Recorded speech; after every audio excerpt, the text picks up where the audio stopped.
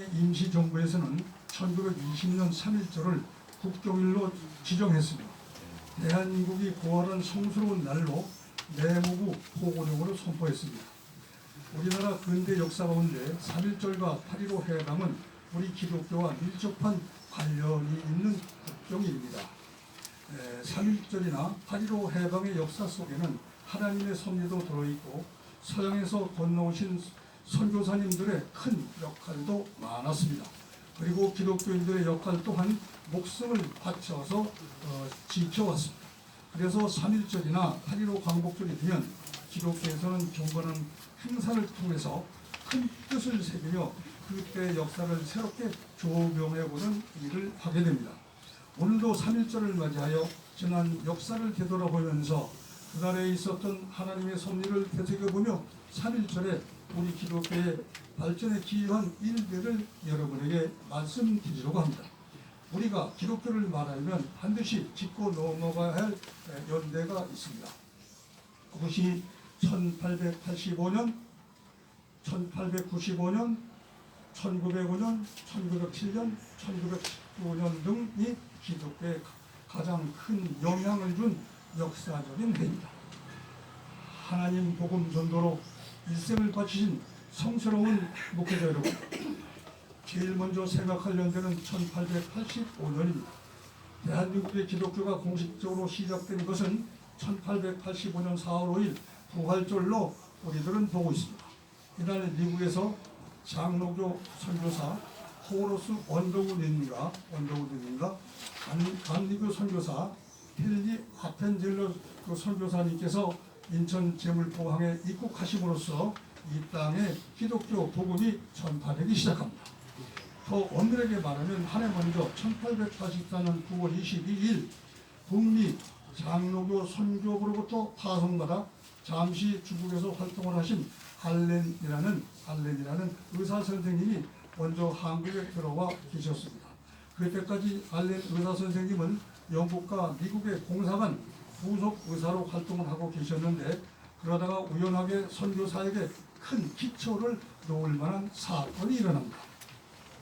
그것이 1884년 12월 4일 갑신정정 때 개화파 자객에 의해서 보수파의 오두머리였던 민영익이 칼에 맞는 사건이 일어납니다. 이때 민영익을 이 알렌 의사 선생님이 치료하게 되는데 이것이 인연이 되어 왕실의 시관이 됩니다. 지금 말하면 주치가 되는 거죠. 이것이 우리나라 선교의 커다란 발판이 되어 1885년 4월 5일 대한민국에 정식으로 선교사님들이 들어오시게 됩니다. 그러니까 사건은 새로운 제도를 만들고 새로운 것을 탄생시키게 되는 것입니다. 이분들이 우리나라에 들어오셔서 1887년 9월에 그 역사적인 그 유명한 세문안 교회를 세우고 11월에 정동 감리교회를 세우게 됩니다. 이렇게 해서 대한민국 교회가 부흥 발전을 시작하게 됩니다. 1885년부터 1895년까지 10년 동안 이 땅의 성도가 서울에 65명, 전국에 300명으로 늘어나게 됩니다. 그래서 기독교의 역사에서 1885년은 귀중한 해라고 우리들은 말합니다. 나라 걱정에 밤잠 못 이루시고 기도드리시는 자랑스러운 예장청년 성직자 여러분, 기독교 역사를 말할 때 1895년을 우리들은 또 기억해야 합니다. 이 해는 한국 기독교 역사에 있어서 가장 큰 획을 긋는 중요한 해이고 청일전쟁이 일어나고 명성 황후께서 암살된 해이고 우리나라 교회가 정치화되어 가던 해이기도 합니다. 명성 황후의 죽음은 기독교뿐만 아니라 우리나라 전체에게 커다란 충격을 주었고 이 사건은 한민족의 자존심과 체면을 온통 누린시킨 사건입니다. 친일파 역사가들은 명성황후를 아주 나쁘게 써놨습니다. 나쁘게 묘사해놨습니다. 부연 설명을 해드리면 명성황후님의 본명은 민사영씨입니다. 민사영씨입니다. 경기도 여주에서 출생하셨고요. 민비라고 하는 그 호칭은 고종 임금이 처음 됐을 때 시집을 가서 민비라는 호칭을 받아요. 그래서 황제로다가 등극하면서 명성황후라는 시호를 내려줍니다. 명성이라는 말은 밝은 명, 성스러운 성, 그러니까 밝고 성스러운 황후다, 그런 뜻입니다. 명성황후는. 그러니까 친일파들이나 일본이 나쁜 놈들은 까내리기 위해서 밀비하고 이렇게 호칭을 했던 것이니까 이 자리에 계신 존경하는 목회자 여러분, 여러분은 앞으로 꼭 명성황후라고 불러주시기 바랍니다. 고종 황제께서는 좀 우유부단하고 우둔하며 말을 제대로 알아듣지 못하는 형편이었다고 기록되어 있습니다. 그 같은 어른한 임금님 옆에서 임금의 자문 역할을 명성황후가 했다고 합니다. 명성황후는 똑똑하고 조리 있게 말하는 달변가로 상대방의 의중을 꿰뚫어보며 대화해 나가는 아주 야무진 그 시대의 최고의 여성 정치가였습니다. 명성황후와 연세대학교 창시자 언더우드 선교사 부인 밀리어스 홀튼 여사와 친하게 지냈습니다. 그 홀튼 부인은 미국 북장로교 선교부가 충청북도 광해원에 타성한 산부니까 의사였습니다. 그러니까 광해원이라는 건 병원 이름입니다. 병원 이름. 그래서 병원 이름, 그래서 동네가 돼서 지금 광해원이라고 부르는 거예요. 네. 어느 날 명성황후가 언더우드 선교사 부인 홀튼 여사에게 미국에 대한 이야기를 듣고 싶다고 말씀합니다. 그때 홀튼 부인이 미국에 대해서 설명을 합니다. 미국에는 자동차도 많고 초콜릿도 많습니다. 그리고 땅도 넓고 한나라에 봄, 여름, 가을, 겨울이 다 있습니다. 듣고 계시던 명성황후께서 나도 그곳에 가보고 싶다, 이렇게 말씀을 합니다. 그때 힐튼 부인은 정중하게 우리 명성황후께 전도를 시작합니다. 그보다 훨씬 더 좋은 나라가 있지요? 그래요? 그보다 더 좋은 나라가 있다는 말입니까? 예, 있습니다. 그것이 바로 하늘나라입니다. 그곳에는 눈물도 없고 죽음도 없는 그런 나라입니다. 말을 다 듣고 나신 명성황후께서는 나도 그 나라에 가고 싶다 하고 큰 관심을 보입니다. 그리고 나서 10일 후에 암살을 당하게 됩니다. 죽임을 당하게 됩니다. 일본이 한국과 합병하려고 하는데 명성황후가 나서서 조리 있고 똑똑하게 말로 반대하러 나섰기 때문에 방해자를 제거하기 위해서 1895년 8월 20일 여름이죠. 한밤중에 외교관 미우라 고로 공사의 명령을 받은 찌지다 중위가 지휘하는 일본 군인들이 건천궁에 곤히 잠들어서 또 주무시고 계시는 명성황후를 잔인하게 학살한 후 정원으로 끌어내서 이불로 덮어씌우고 석유를 끼얹고 불을 질러서 다 타버려서 쪼쪼강 몇 개만 수거했다고 역사는 이른바 을미사변이라고 하는 치욕적인 사건으로 우리 사단법인 예장 청년, 우리 존경하는 목사님들에게 역사적으로 간증하고 있습니다. 우리나라의 역사와 기독교 역사에 있어서 이 해를 잊을 수 없는 시련의 역사 속에 동참하였던 해입니다.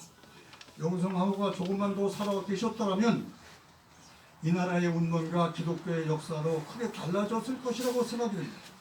대한민국 기독교는 이때부터 민족교회로 발전해 나갑니다. 그리고 교회가 정치화되어 갑니다. 하나의 백성에서 하나의 민족으로 단결되는데 교회가 앞장서게 됩니다. 명성황후님의 죽음으로 장로교, 감리교가 합동으로 추모 행사를 치르고 고종 황제께서 황궁할 때에 대제학당의 학생들이 도로가에서 시위를 벌입니다. 세보를 합니다. 이렇게 되니까 교회는 민족으로부터 호응을 받게 됩니다.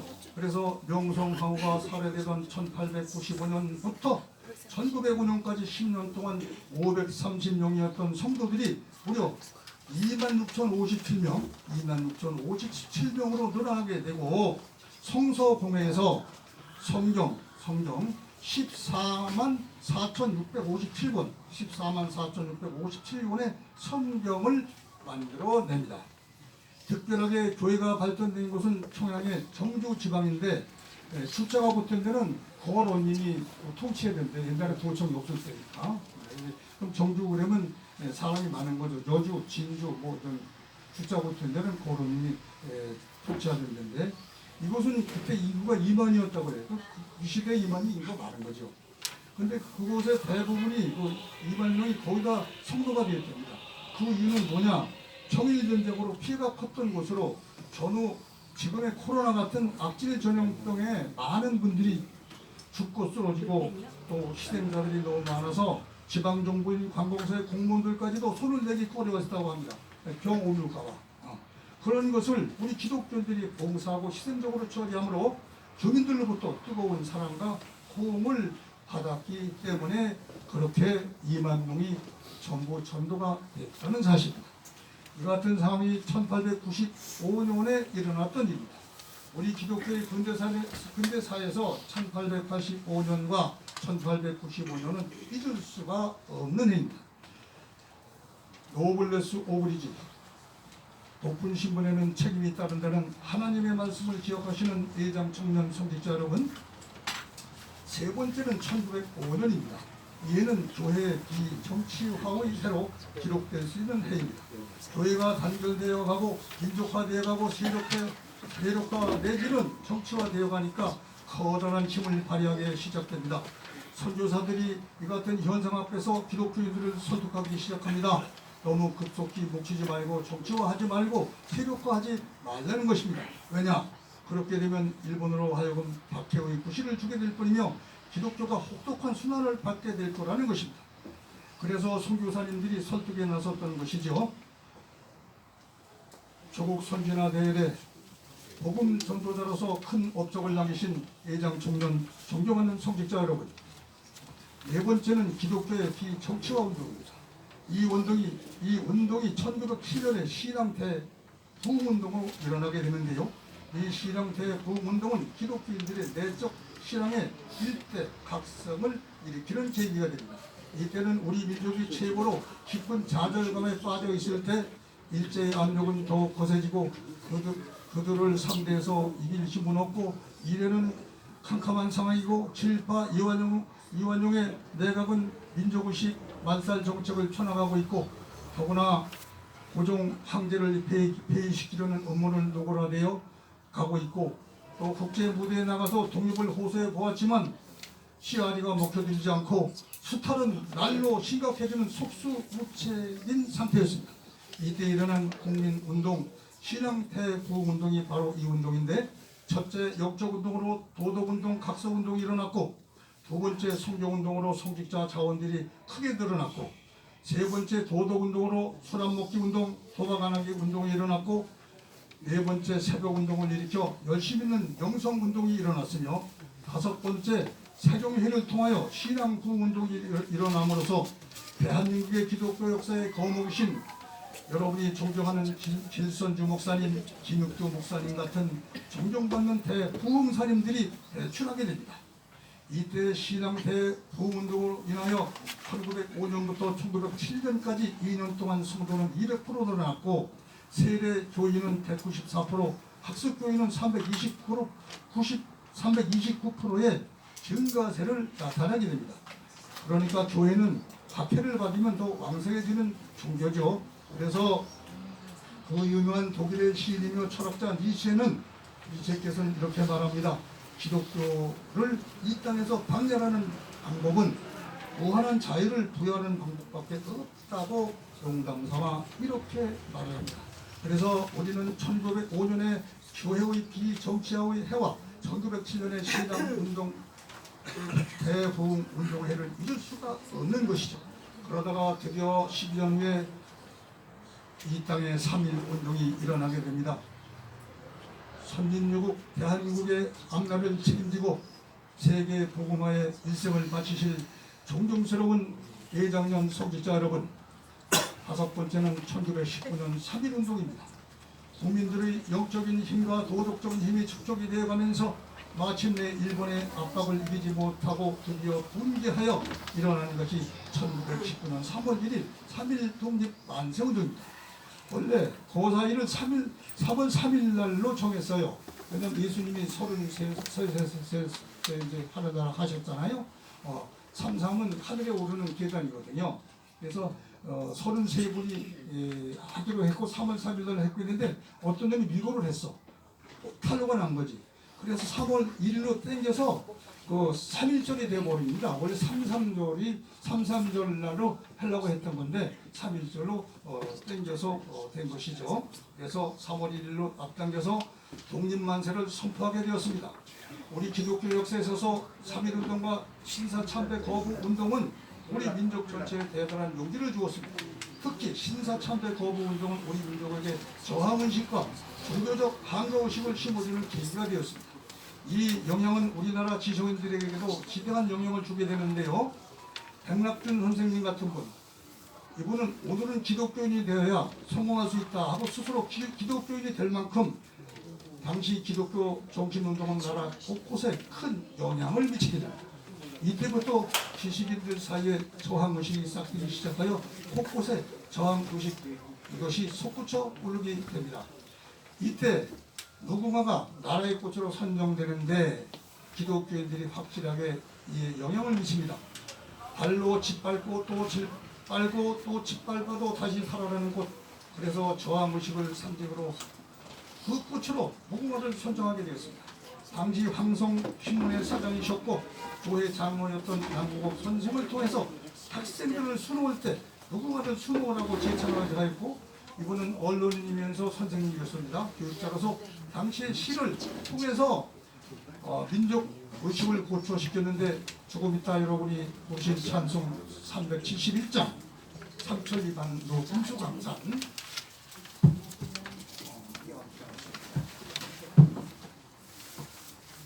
이 남국 장로입니다. 이분도 수염이 좋죠. 목사하셨습니다. 영창에서 돌아가셨어요. 저 강원도 희성에 가면 기념관이 있어요. 한번 가보셔도 됩니다. 강원도에 가면 남국 장로님 사진입니다. 한번 보세요. 네. 오래 사셨어요? 33 사진 가져왔는데 시간이 안 돼서 넘어갑니다. 그래서 우리 무궁화를 지정하셨는데 이분이 삼천리반도 금수강산이라는 시를 지어서 우리가 지금 찬송을 부르고 있습니다. 그래서 여기서 일하러 가자는 말은 동할 없이 무궁화를 심으러 가자는 말이고 한가하는 일에 나서자는 뜻이 담겨있는 말입니다. 연세대학교 교정에 제일 먼저 무궁화를 심은 뜻도 마찬가지인데 이것은 젊은이들에게 저항의식을 길러주기 위해서 그 정신에서 심어놓은 것이라 그러는데요. 그때 그 연세대학교 3.1운동 때 졸업생 그 120명 가운데 70%가 역청을 갑니다. 잡혀갑니다. 84명이 잡혀가게 되니까 졸업식을 못하게 돼요. 그래서 이제 한참 있다가 이제 졸업을 하게 되는데 그 졸업식에서 남궁옥 장로께서 이렇게 말합니다. 치사를 통해서 치하는 말씀 치사라고 해요. 이때 다시 무궁화 정신을 들려주시는데 나는 강원도 사람입니다. 강원도는 운이 왔다 하면 운이 와서 길이 없어지게 됩니다. 그때 나는 뒤에 오는 사람을 위해서 커다란 발자국을 남기고 걸어갑니다. 여러분은 부디 길을 따르는 분들이 되지 말고 길을 만드는 길잡이가 되십시오. 이것이 3.1운동을 전해서 일어났던 기독교에 감추어진 역사인데 이 말씀은 동주의 서산대사도 이 말씀을 하셨고 본령 김창수 여러분이 아시는 개명에서 우리에게 애국자를 알려준 김구주석의 본명 김창수입니다. 이 김구주석께서도 이런 말씀을 하셨습니다. 함부로 길을 내지 말라 그런 말씀을 하셨죠. 그래서 이때가 우리 기독교에 있어서 역사상 가장 눈부신 발전을 했는데요. 정리하면 우리 기독교 목회자들은 우리나라의 역사와 기독교 역사 중에 5단계를 꼭 기억해야 합니다. 첫째, 기독교 보험 전파가 시작됐던 1885년. 둘째, 명성황후 죽음으로 교회의 민족화 그리고 정체화했던 1895년.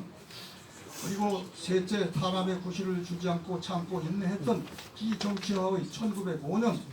넷째, 비정치화의 현실 속에서 신앙 대부흥을 일으켰던 1907년. 다섯째, 더 이상 참을 수 없어서 대한독립만세를 외쳤던 1919년 3.1운동의 대등입니다. 정리합니다. 성경 본문 사도행전 6장 7절 하나님의 말씀이 점점 왕성하여 예루살렘에 있는 제자의 수가 더 심히 많아지고 허다한 제사장의 무리도 이 도에 복종하니라. 아멘. 고맙습니다. 박수 한번 쳐드리세요. 아이고.